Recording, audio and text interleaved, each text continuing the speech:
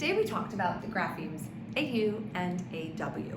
Now, where I live, it just sounds exactly like short O, ah. Where you live, you might be able to hear a difference between the sound that O represents, the ah, and AU and AW. I can't for the life of me hear a difference, so I just teach it like short O because that's what it sounds like where I live. So I wanted to introduce these graphemes, and I also wanted to introduce the generalization of where we use AU and when we use AW. So this is what I did. I have some word cards. You can just make your own word cards. You don't have to have pre-made ones.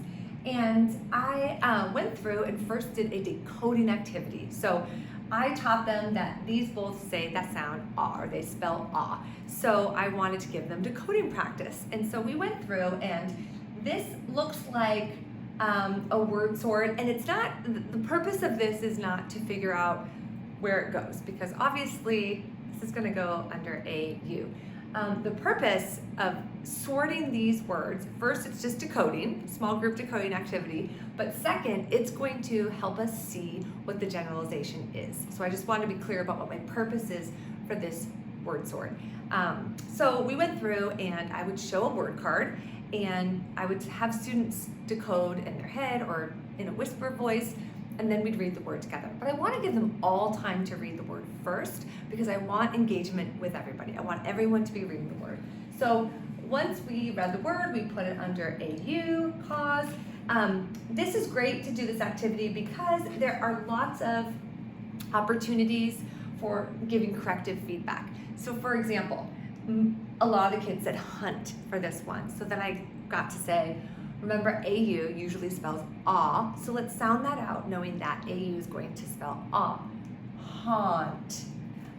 There was a couple of other ones like lunch, because it looks so much like lunch, and that's a great opportunity to do some phonetic grapheme mapping of both of the words and then showing, so in other words, do the sound boxes for lunch and launch and talk about what's the difference between the words. And I like to do that with both sound and visually. So launch and lunch, what sound is different, and now what graphemes are different.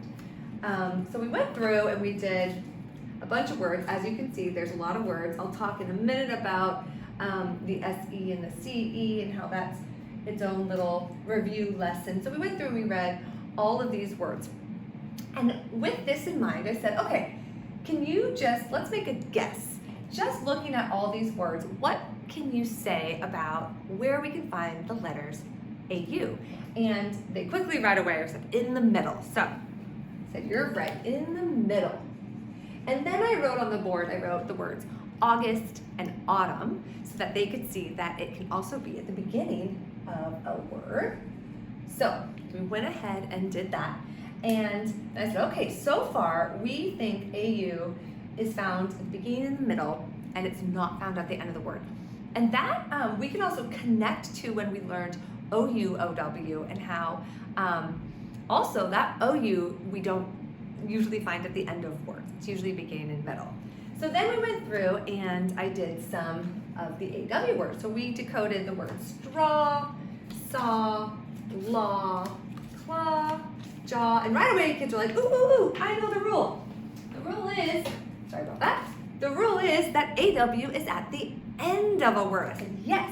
So when we hear ah, most likely we're going to use the letters AW to spell that word. And that goes along with, when they learned the letter O way back when, spelling ah, we don't ever see the letter O at the end of the word representing the ah sound. So this is a pretty good generalization that if you hear ah at the end of a word, it's most likely going to be the letters AW. Now, of course, there's other ones too, but also we do know for sure, okay, we find AW, we have proof AW is found at the end of words. But then I threw my curveball in because they thought they were sure that that was it. But then I put in ball, and we talked about how it's different than the ball that we bounce. It's like we're crying really hard, you're bawling. Shawl, yawn, lawn. So as you get the point, lots of words, we put them in, and then I said, does anyone have anything they want to add to our generalization here about where we can find AW. And so right away they got it because it's just like OW. So they said, oh, it can be in the middle as long as it's followed by a single L or N. And I'm careful to say that. That's a single L or N. I point out haunt and fault, how if there's a letter after it, it's just going to be AU. So it has to be just a single N or L. Once we figured out the generalization, we made the connection to how it's similar to OU of W, which was pretty cool. Then I talked about the fact that, so hawk and squawk, which is AW and then a K, that's the main exception to this rule, is that there's the word hawk and squawk. So we'll see that again with the AW and the K. So I did talk about that, but for the most part, this was a generalization. And then I left this up here when we did our spelling. We jumped right into, of course, covered these up, practicing spelling words with AU and AW. And I kept this up here, and I want them to refer to it at first. You know, by the end of the week when we've been practicing a lot, then I might want them to kind of have it for memory. But since it's day one, I want them to be able to refer to something so they can really think about it and remember that rule. Oh yeah, AW is going to come at the end or in the middle as long as it's followed by an L or an N. I real quick want to talk about a couple more things. The word cause and pause. Notice that, actually my students noticed that when we hear Z at the end of a word, particularly following vowel teams, SE is representing that a lot more than ZE. So it's great to do phoneme grapheme mapping for these words to say k, ah, z. So C represents k, AU represents that ah sound, and then SE represents that Z sound.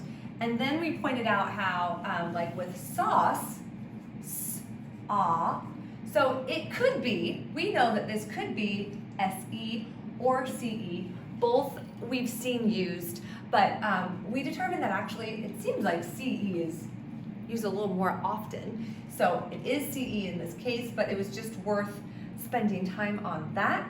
One other thing that was pretty fun, I talked about this rule before, but in case you haven't seen it, we did the word pause, and I used it in a sentence. I said, let's pause our television show, have a little break, pause. And I talked about how this is just the base word. The whole word is pause. There's no suffixes here. The whole word is pause. 3 sounds, p, ah, z. But then I said, well, what about the paws that are on an animal? Like an animal's paws. And I talked about how it sounds exactly the same, but it's going to be spelled differently because it's base word paw. So I said to them, what is the word if there's only one of them? And they said paw. So I said, okay, we want to spell it, and we've done this a lot, that we always want to spell our base word first. And then we add on whatever suffixes. We don't just want to like sound out paws. We want to sound out paw and then add the S. This is especially important for this word because, oh, now I hear for paw, the base word paw, it's only 2 sounds, p, ah. And what do I know about ah at the end of a word? I'm going to use AW. So this is my base, and then I'm going to add my suffix S to make more than 1. So pause and pause sounds exactly the same. It also, the reason that E is there, this is what I've talked about before, is that it's called the plural canceling rule. By adding that E, it's telling my reader that I'm not saying more than 1. That S is not there as a suffix. It's part of the base. This whole word is pause, there's no suffixes. This is our base, paw, and then suffix S. And by not having an E after it, that tells my reader that it is a suffix S. So lots of opportunities to review that rule and then to introduce a new rule. So that was pretty fun. Let me know if you have any questions in the comments.